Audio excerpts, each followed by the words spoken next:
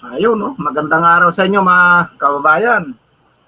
Ito na ito pa lang si Banat Bay na may na-discover siya, nakakasuhan daw si Doc Willie Ong kahit na fake news, kakasuhan daw ni Chris Aquino.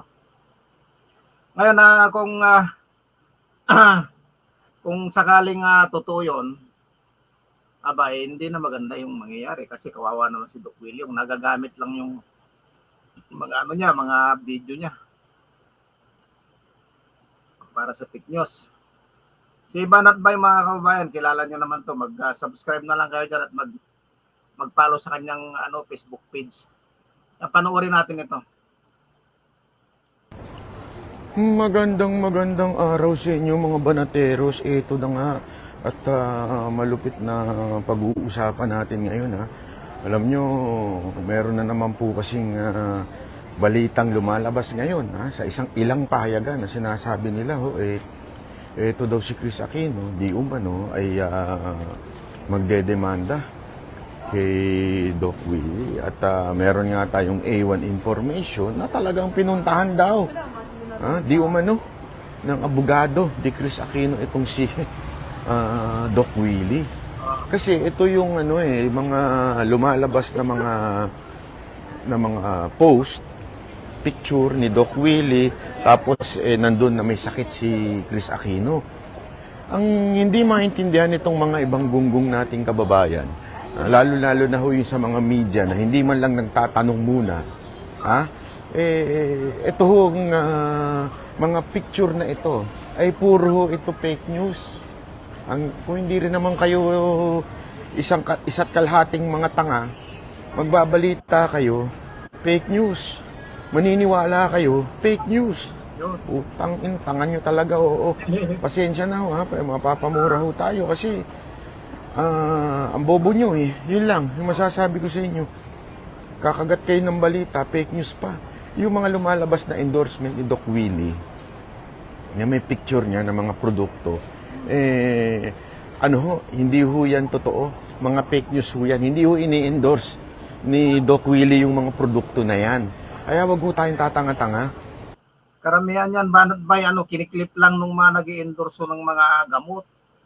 Tapos ginagamit yung picture ni Doc Willie Ong. Minsan yung intro ni Doc Willie Ong ang ginagamit. Kayong mga ilang media natin na tatanga-tanga, ibabalita nyo pa. Ayan, pati tuloy si Chris Aquino nang paniwala. Ewan ko, ito si Chris Aquino din Hindi ko maintindihan bakit pinaniwalaan na talagang, kasi ang pangit nga naman yung post, nandun si Doc Willie, tapos yung nakahiga si Chris Aquino na may sakit, ganyan-ganyan. Hindi nila alam na hindi naman medyo, talagang sablay. Kasi fake news Ang bihirang buhay ang nyo naman, fake news na pinapatulan nyo.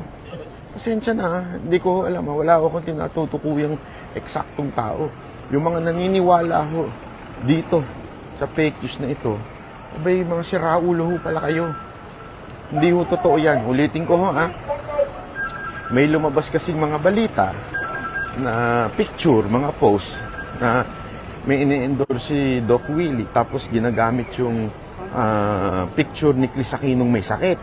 Diba? Tapos may produkto doon na may mga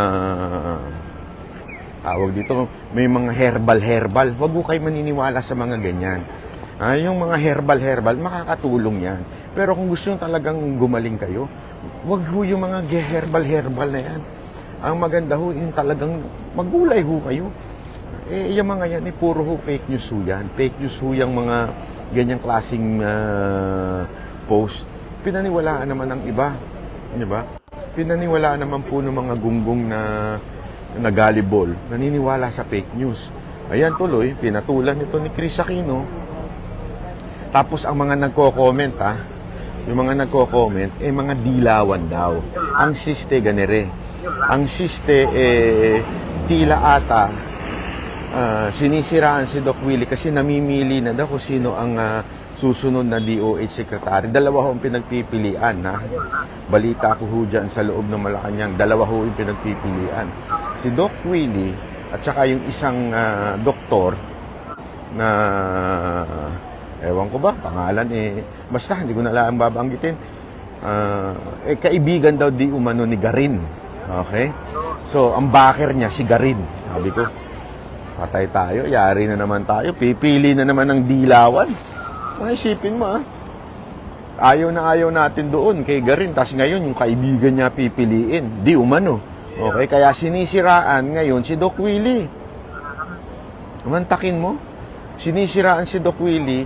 Ginagamit yung mga yung issue na yan. Tapos ibabalita pa sa mga mainstream media na kesyo si Doc Willie daw ay ididemanda ni Chris Aquino para masira yung reputasyon. Tandaan nyo, reputation is everything, ika nga, di ba? Uso na ngayon yan Basagan ng reputasyon sa Pilipinas, wasakan ng reputasyon. Di ba? Kita nyo naman yung mga nangyari sa mga hindi dumaan sa proseso, sinira lang reputasyon. Pati mga general. Ngayon, si Doc Willie naman, anak kayo ng wedding talaga. Oo.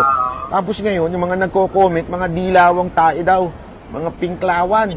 At sinasabing, ba't ganyan si Doc Willie? Sinisiraan, ika nga. Kasi nga, gusto nila yung bata nila ang malagay sa pwesto sa DOH. Yung kaibigan daw ni Garin. Sabi ko, pambihirang buhay. Ang dumi nyo talaga maglaro kay mga dilawan, mga pinklawan, ano? Ang dumi nyo maglaro. Ang tinutinong tao ni Doc Willie, napakaingat kaya niyan. At kami ho, dalawang kampanya na naming nakasama yan si Doc Willie, pero napakaingat niya mamulitika. Hindi nga yan nagsasign na mga, di ba, kahit mga Duterte, mga dating tumutulong sa kanya, hindi ho nagsasign ng ganyan. Kasi nga, sa kanya, nangangandidato siya para sa buong mamamayang Pilipino. Walang partikular na kulay. Maingat ho yan si Doc Willie, pati ho, lalong-lalo na sigurado ako sa mga gamot na ini-endorso. Napakaingat niyan tao na yan. Tapos gaganyan ninyo, bababuyin nyo. Kayong mga pinklawan at mga dilawan dyan, huwag nyo naman ganyan. Huwag nyo idamay sa politika si Doc Willie. Yan ay sobrang pag nagserbisyo sa tao, talagang serbisyo yan. Ito, isipin nyo to yung mga umeepal na mga politiko ngayon, bago pa nila ginawa yung mga kaepalan nila ngayon, si Doc Willie, nagsiserbisyo na yan. Di ba? Mga katulad ni Senator Bongo, yan yung mga talagang noon pang nagsiserbisyo na. Si Doc Willie, yan yung talagang ang kanilang mga bisyo ay magserbisyo. Yan yung talaga. Tapos sisirain ninyo dahil lang gusto ninyo makuha yung posisyon bilang DOH Secretary. Ang baboy nyo talaga mga dilawang kayo.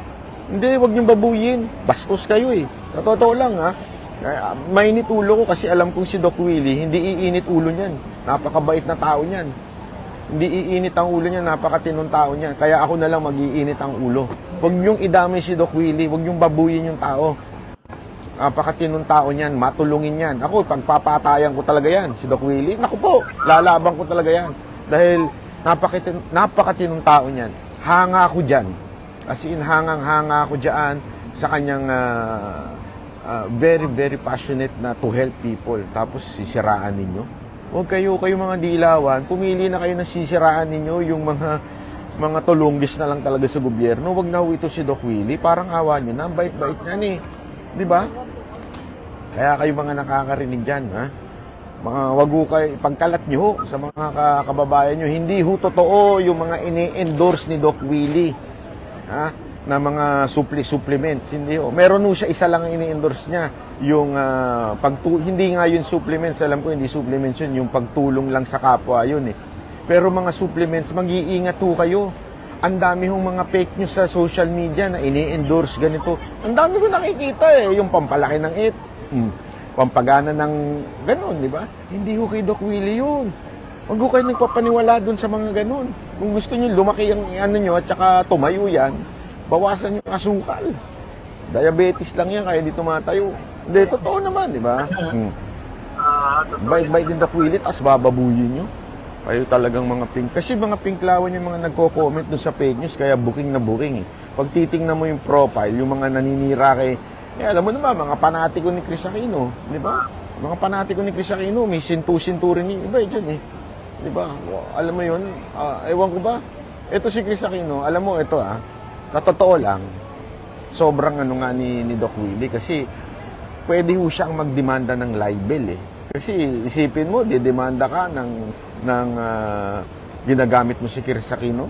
Pwede niya nga i-demanda ang libel itong grupo nila Chris Aquino pero hindi niya ginagawa kasi naaawa siya dahil may sakit na yung ali. Ganun nung kabait siya si Doc Willie. Napakatinong tao. Kaya sana ho, wag na ho nating idamay sa politika itong mga matitinong katulad ni Doc Willie, ha?